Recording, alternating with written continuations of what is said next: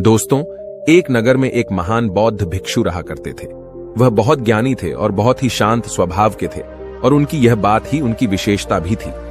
एक बार की बात है, बौद्ध भिक्षु नगर वासियों को उपदेश दे रहे थे। बौद्ध भिक्षु कह रहे थे कि शब्दों में जीवन बदलने की शक्ति होती है। अपने शब्दों से जीवन बदलो। हम जो भी शब्द अपने लिए या दूसरों के लिए कहते हैं या जो भी बातें करते हैं, उस पे हमें ध्यान देना चाहिए। इतना कहकर बौद्ध भिक्षु ने अपना उपदेश समाप्त किया और वहां से चले गए। एक दिन वह बौद्ध भिक्षु एक मार्ग से होकर गुजर रहे थे। उसी मार्ग से एक युवक होकर गुजर रहा था। उस युवक ने जब उन बौद्ध भिक्षु को देखा तो वह जोर जोर से हंसने लगा और कहने लगा, अरे साधु महाराज, आप तो ढोंगी है। आपके उपदेशों में यह कहने से कि शब्दों में बड़ी ताकत है, आपकी बात सत्य नहीं हो जाएगी। ये सब सिर्फ बातें हैं। भला ऐसे कैसे हो सकता है कि शब्दों से हमारा जीवन बदल सकता है। उस युवक की सारी बातें उन भिक्षुओं ने ध्यानपूर्वक सुनी और उसके बाद वह मुस्कुराते हुए उस युवक से कहते हैं, बेटा, नाद से ही तो यह दुनिया प्रकट हुई है और अच्छे शब्दों के पीछे भी नाद ही होता है जो पूरा जीवन बदल देता है। वह बौद्ध भिक्षु उस युवक से कहते हैं, देखो, मैं तुम्हें अपने अनुभव से बता रहा हूं, लेकिन फिर भी तुम्हें यकीन न हो तो तुम इसे खुद आजमा कर देख सकते हो। उन बौद्ध भिक्षु की यह बात सुनकर युवक थोड़ा सा गंभीर हो गया। उसने काफी देर सोच विचार किया और उसके बाद उन बौद्ध भिक्षु से कहता है, हे गुरुवर, अगर ऐसी बात है तो आप मेरे साथ चलिए। मेरा छोटा भाई है जिसकी उम्र करीब 25 वर्ष है और उसे न जाने क्या हुआ है। वह करीब 3 वर्षों से कुछ भी नहीं करता, बस लेटा रहता है। दिन भर वो कुछ न कुछ सोचता रहता है। उसकी यह हालत देखकर हम सब बहुत परेशान हैं। माता पिता भी बहुत चिंतित रहते हैं। हम सब ने कई तरीके अपनाए, कई योजनाएं अपनाई, लेकिन कुछ भी काम नहीं आया। हमने कई बार उससे बात करने तक की कोशिश की, लेकिन वह हमसे कुछ भी नहीं कहता। परिवार का हर एक सदस्य पूरी तरह से थक चुका है, हार चुका है। आखिर वह क्या करना चाहता है, किसी को कुछ नहीं पता। तो हमारे शब्दों से उसका जीवन क्यों नहीं बदला? और जैसा कि आप कह रहे हैं कि शब्द सचमुच जीवन बदल सकते हैं, तो क्या आप मेरी मदद करेंगे? इस पर बौद्ध भिक्षु मुस्कुराते हुए उस युवक के साथ चल पड़ते हैं। वह युवक उन बौद्ध भिक्षु को एक खेत में ले जाता है और अपने भाई की तरफ इशारा करके कहता है, हे गुरुवर, यही मेरा भाई है जो पूरे गांव में आलस और मक्कारी के लिए मशहूर है। आप कहते हैं कि शब्दों में वह शक्ति है जो हमारा जीवन बदल सकती है। तो क्या आपके शब्द इसका जीवन बदल सकते हैं? अगर यह सत्य है तो आप इसका जीवन बदल कर दिखाएं। उन बौद्ध भिक्षुओं ने उस युवक के भाई को ध्यानपूर्वक देखा। वह एक पेड़ की छांव में आराम से सो रहा था। जब बौद्ध भिक्षु उस युवक के भाई के पास पहुंचे और आराम से उसके सर पर हाथ फिराते हुए कहते हैं, उठो बेटा, बहुत देर हो चुकी है। यह सोने का समय नहीं, यह तो जागने का समय है। उन बौद्ध भिक्षुओं की आवाज सुनकर वह लड़का थोड़ा सा अचरज में पड़ गया। आखिर कौन है जो मुझे इतने प्यार से जगा रहा है? वरना सभी गांव वाले तो मुझे आलसी और मक्कार ही कहते हैं। आखिर कौन है जो मुझे इतना अपनापन दिखा रहा है? उसने आंखें खोली और आंखें मलते हुए उसने पूछा, हे गुरुवर, आप कौन हैं और यहां क्यों आए हैं? इस पर बौद्ध भिक्षु उस युवक से कहते हैं, बेटा, यह प्रश्न तो मैं तुमसे करना चाहता हूं। तुम कौन हो, यही तो तुम्हें जानने की आवश्यकता है। उन बौद्ध भिक्षुओं की बात सुनकर वह लड़का जोर से हंस पड़ता है और कहता है, हे गुरुवर, यदि आपको मेरे बारे में जानना है तो जाइए और गांव के किसी भी सदस्य से पूछ लीजिए। आपको पता चल जाएगा कि मैं कौन हूं। आपसे हर कोई यही कहेगा कि वह तो आलसी है, मक्कार है, तरह तरह के ताने सुनाएंगे, तरह तरह की बातें कहेंगे। इससे आपको यह जरूर यकीन हो जाएगा और आपको यह पता भी चल जाएगा कि मैं कौन हूं। तभी बौद्ध भिक्षु मुस्कुराते हुए उस लड़के से कहते हैं, सबसे पहले मेरी यह बात सुन लो। मेहनती इंसान के खुद के शब्द उसे अंदर तक चोट पहुंचाते हैं। इसलिए कभी भी अपने आप को कोसो मत। अपने शब्दों को सुधारो। और मेरी यह दूसरी बात भी सुन लो। मैंने उन गांव वालों से नहीं पूछा कि तुम कौन हो। मैं तुमसे पूछ रहा हूं कि तुम कौन हो, लेकिन तुमने तो अपनी आदतें मुझे बताई। आलस तुम्हारी पहचान नहीं, तुम्हारी आदत हो सकती है, और इंसान नहीं, उनकी आदतें खराब होती हैं। इसलिए बेटा, तुम आलसी और मक्कार नहीं हो, यह तो तुम्हारी आदत है। बस इतनी सी बात है जो गांव वाले नहीं समझ सकते। ये सारी बातें सुनकर वो लड़का थोड़ा सा आश्चर्यचकित रह गया, क्योंकि गांव वाले हमेशा उसे मक्कार, आलसी और तरह तरह के ताने ही सुनाया करते थे। उन बौद्ध भिक्षुओं की यह बात सुनकर उस लड़के की आंखों में आंसू आ गए। वह तुरंत ही दोनों हाथ जोड़कर उन बौद्ध भिक्षु के चरणों में गिर पड़ा और उनसे कहने लगा, आप सत्य कहते हैं, यह मेरी आदत ही है और मैं इस आदत से बहुत परेशान हूं। मैंने बहुत कोशिशें भी की, लाख उपाय किए, लेकिन मैं अपनी इस आदत से छुटकारा ना पा सका। इन आदतों से बाहर आना बहुत कठिन है। मैंने कई बार आलस छोड़ने का प्रयास तक किया, पूरी कोशिश भी की, लेकिन कोई लाभ नहीं हुआ। मैं जब भी कोई कार्य करने की कोशिश करता हूं तो पता नहीं क्यों मेरा मन कहीं और भागने लगता है। मेरा दिमाग किसी और दिशा में काम करने लगता है और मैं उस काम पर ध्यान ही नहीं दे पाता। मैं क्या करूं, कैसे करूं, मुझे कुछ भी समझ नहीं आता। जब भी मैं किताबें पढ़ने की कोशिश करता हूं तो मुझे नींद आने लगती है। मन में एक अजीब सा दर्द महसूस होता है। ऐसा लगता है कि मेरा जीवन यूं ही व्यर्थ जा रहा है और जब मैं इस दर्द को बर्दाश्त नहीं कर पाता तो मैं सो जाता हूं, ताकि जब मैं उठूं तो मुझे दर्द न महसूस हो। और अब तो मुझे यह भी यकीन हो चुका है कि मैं इन आदतों से नहीं निकल सकता। ये आदतें मुझे नहीं छोड़ने वाली। इस पर बौद्ध भिक्षु उस लड़के से कहते हैं, बेटा, यदि तुम इस आलस की आदत को छोड़ना चाहते हो तो मैं तुम्हें एक सही उपाय बता सकता हूं, लेकिन उसके लिए तुम्हें कल सुबह मुझे मिलना होगा, तभी वह तरीका मैं तुम्हें बताऊंगा। यदि तुम उस तरीके को सीखना चाहते हो तो कल सुबह मेरे पास चले आना। इतना कहकर बौद्ध भिक्षु वहां से चले गए, लेकिन उन बौद्ध भिक्षु की सारी बातें उस लड़के के कानों में गूंज रही थी। वह यह समझ नहीं पा रहा था कि आखिर वह बौद्ध भिक्षु उसे कौन सा मार्ग दिखाने वाले हैं। वह ऐसा कौन सा उपाय बता देंगे जिससे उसके जीवन से आलस्य हमेशा हमेशा के लिए खत्म हो जाएगा। देखते ही देखते रात हो गई। रात भर वह अपने बिस्तर पर करवट लेता रहा और उन बौद्ध भिक्षु की बातों के बारे में सोचता रहा। इसी प्रकार देखते ही देखते सुबह हो गई और वह लड़का उन बौद्ध भिक्षुओं के पास जा पहुंचा। वह लड़का उन बौद्ध भिक्षु को प्रणाम करता है और कहता है, गुरुवर, जैसा कि आपने कहा था, लीजिए मैं आ गया। अब मुझे वह मार्ग बता दीजिए जिसे मैं अपने जीवन से इस आलस्य को निकाल सकता हूं। तभी बौद्ध भिक्षु उस लड़के से कहते हैं, बेटा, जब भी तुम्हारा मन दुविधा में हो, तुम निर्णय न ले पा रहे हो और तुम्हारे मन में तरह तरह के प्रश्न उठ रहे हो कि मैं क्या करूं, कैसे करूं, इस कार्य को पूर्ण कैसे करूं, यह सब कैसे होगा, तब तुम वास्तविकता में अपने अतीत से सोच रहे हो कि पिछली बार तुम्हारे ऐसा करने पर क्या हुआ, या अतीत में तुमसे लोगों ने क्या कहा था। तो आज से कभी भी अपने अतीत से नहीं, बल्कि भविष्य से सोचो। इस पर लड़का कहता है, भविष्य से, वह भला कैसे? तभी बौद्ध भिक्षु उस लड़के से कहते हैं, मान लो कि तुम्हें आज किसी भी चीज की कमी नहीं है। तुम्हारे पास वो हर चीज है जो तुम चाहते हो, वह सारी सुख सुविधाएं हैं। तो अब बताओ, तुम अपना जीवन कैसे व्यतीत करना चाहोगी? उन बौद्ध भिक्षु की यह बात सुनकर वह लड़का कुछ देर के लिए सोच में पड़ गया, क्योंकि आज तक उसने सभी गांव वालों के केवल ताने ही सुने थे। किसी ने भी आज तक उसके जीवन के बारे में उससे ऐसी बात नहीं की थी और वह गुरुवर उसे आने वाले भविष्य के बारे में उससे बातें कर रहे थे। उन बौद्ध भिक्षु की यह बात सुनकर वह लड़का खुद से प्रश्न करने लग गया कि अगर मेरे पास सब कुछ होगा, धन की कोई कमी नहीं होगी और सारी सुख सुविधाएं होंगी, तो मैं अपना जीवन कैसे व्यतीत करूंगा? कुछ देर सोच विचार करने के बाद वह उन बौद्ध भिक्षु से कहता है, गुरुवर, मैं यह दुनिया घूमना चाहूंगा, पहाड़ों पर चढ़ना चाहूंगा, समुद्र की रेत पर चलना चाहूंगा और मैं एक बहुत बड़ा व्यापारी बनना चाहूंगा। तभी अचानक उस लड़के का ध्यान टूट गया और वह उन बौद्ध भिक्षु से कहता है, परंतु हे गुरुवर, यह सब कैसे संभव होगा? केवल मेरी मात्र सोच लेने से तो यह सब पूरा नहीं होने वाला। उसके ऐसा कहते ही उसके अतीत में बीती हुई सारी घटनाएं उसकी आंखों के सामने से गुजरने लगी और वह एक बार फिर से निराश होने लगा। और अब वह यह सोचने लगा कि मेरे पास तो पैसे ही नहीं है, तो मैं भला व्यापार कैसे कर सकता हूं? न ही मेरे पास व्यापार का कोई अनुभव है। ऐसी स्थिति में मैं भला यहां से कैसे निकल सकता हूं?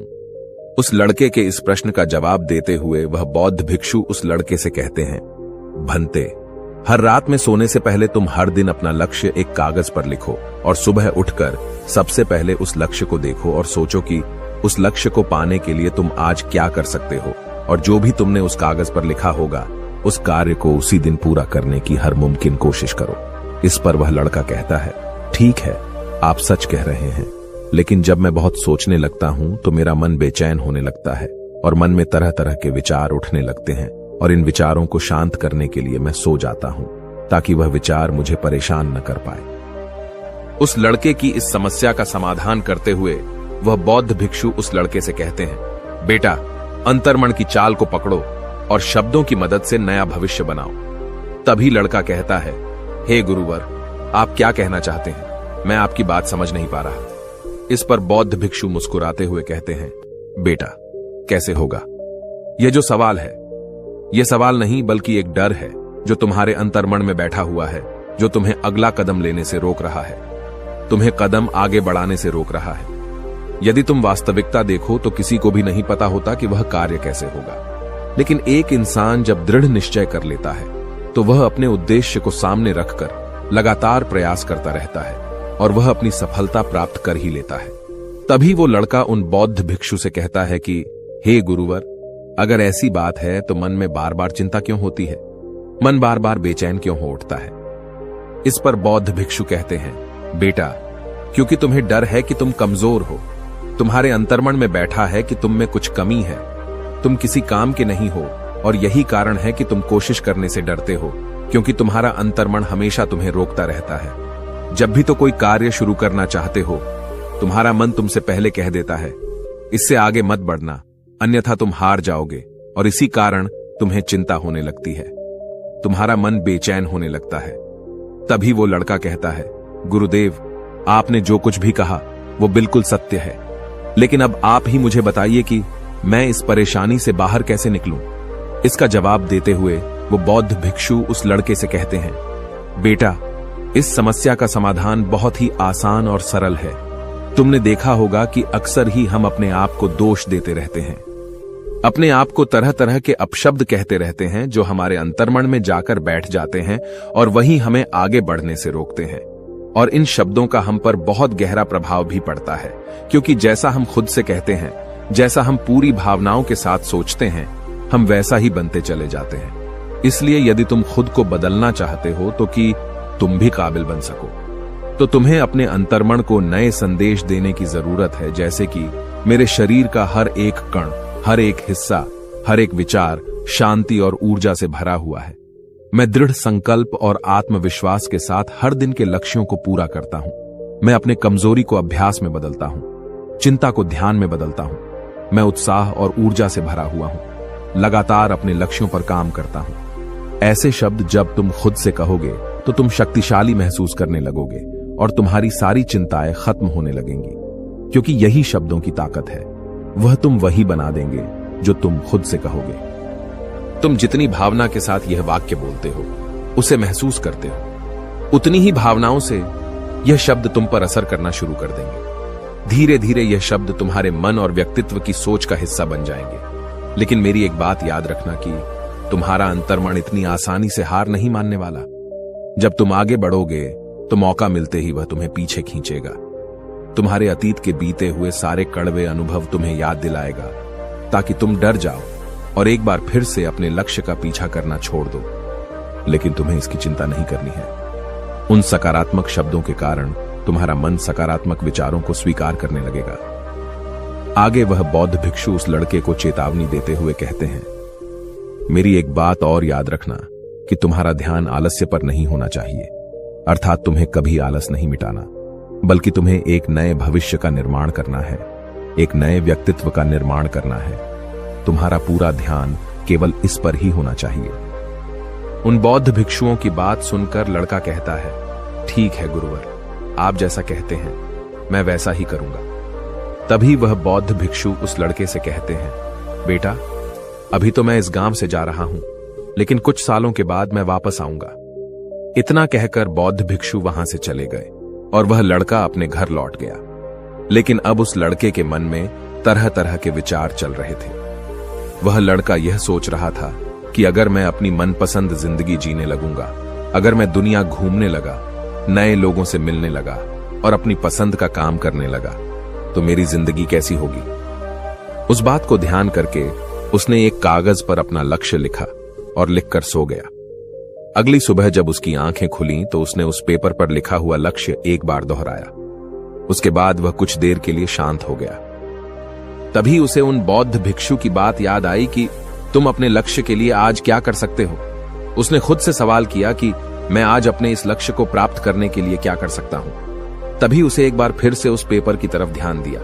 उस पेपर पर लिखा था कि मैं बाजार जाता हूँ और लोग व्यापार करने की कौन सी चीजें, कौन से सामान लेकर आते हैं। मैं उन चीजों को देखता, उन चीजों को पता करता। वो पढ़ने के बाद तुरंत ही बाजार चला गया। वह अलग अलग दुकानों पर बैठा उन्हें देखा, लेकिन उसे कुछ समझ नहीं आ रहा था, क्योंकि लोग अलग अलग व्यापार कर रहे थे, अलग अलग तरह की चीजें और सामान ले रहे थे, और किसी ने उसकी कोई मदद नहीं की। वह बहुत उदास हो गया और निराश होकर वापस घर लौट आया। तभी उस लड़के को उन बौद्ध भिक्षु की एक और बात याद आई। शब्दों में बहुत ताकत है और शब्द हमारा जीवन बदल सकते हैं। उसे वह सकारात्मक विचार याद आए। वह उन्हें सुबह शाम दोहराने लगा और अब से वह हर दिन ऐसा ही करता। देखते ही देखते 1 महीना बीत चुका था, लेकिन अब तक उसके जीवन में कोई बदलाव नहीं आया था। अब वह लड़का यह सोचकर निराश होने लगा था कि उसके जीवन में तो कुछ भी परिवर्तन नहीं हो रहा। लेकिन 1 महीने के बाद उसे महसूस हो रहा था कि वह पहले से अच्छा महसूस कर रहा है। उसका दिमाग अब अच्छी तरह से सोच पा रहा है। वह पहले से ज्यादा चलने फिरने लगा है। धीरे धीरे उसे समझ में आने लगा कि जो लोग आगे बढ़ते हैं, महान काम करते हैं, उनकी सोच में कितना अंतर होता है। वे लोग हमेशा शक्तिशाली विचार सोचते हैं। दूसरों की छोटी सोच और डर से वह कभी प्रभावित नहीं होते। जब भी उनके सामने कोई मुश्किल आन पड़ती है तो वह घबराते नहीं, बल्कि उस समस्या का समाधान निकालते हैं। इस समस्या के समाधान पर ध्यान केंद्रित करते हैं और न ही वह कभी किसी का इंतजार करते हैं। वह केवल खुद पर विश्वास करते हैं और तुरंत ही कदम आगे बढ़ाते। जब उस लड़के को ये सारी बातें समझ में आने लगीं, तो उसने भी धीरे धीरे अपने कदम आगे बढ़ाने शुरू किए। उसने बिल्कुल वैसा ही व्यवहार करना शुरू किया। अब से वो कभी खाली नहीं बैठता था। जब भी उसका मन करता, वो बाजार जाता और लोगों के बारे में जानता समझता कि वो किस प्रकार व्यापार कर रहे, कौन से चीजें खरीद रहे हैं और किन चीजों पर उन्हें लाभ हो रहा है। और जब उसका मन करता तो अपने पिता की मदद भी करता था।